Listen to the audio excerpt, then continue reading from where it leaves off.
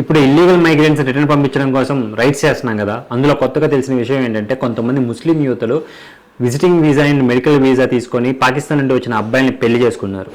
వాళ్ళు పాకిస్తాన్ వెళ్ళి పిల్లల్ని కన్నారు. అక్కడ ఆ పిల్లలకి పాకిస్తాన్ పౌరసత్వం తీసుకున్నాక ఇండియా వచ్చి ఇండియా గవర్నమెంట్ ఇచ్చే ఉచిత పథకాలన్నీ పొందుతున్నారు. వాళ్ళు నన్ను నా భర్త నుంచి వేరే ఎందుకు చేస్తున్నారు అని అడుగుతున్నారు.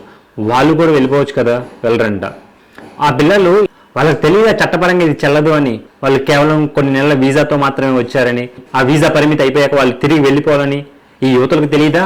पाकिस्तान को खत्म नहीं करना चाहिए। हाँ? नहीं करना चाहिए। पूरा नाम? कैफ, मोहम्मद कैफ। कहाँ से हैं आप? मैं बिहार से हूँ। आप देश में रहने के बावजूद आप पाकिस्तान का समर्थन कर रहे हो। हिंदुस्तान का समर्थन क्यों करना है? पहले हमें पाकिस्तान जिंदाबाद। जिंदाबाद।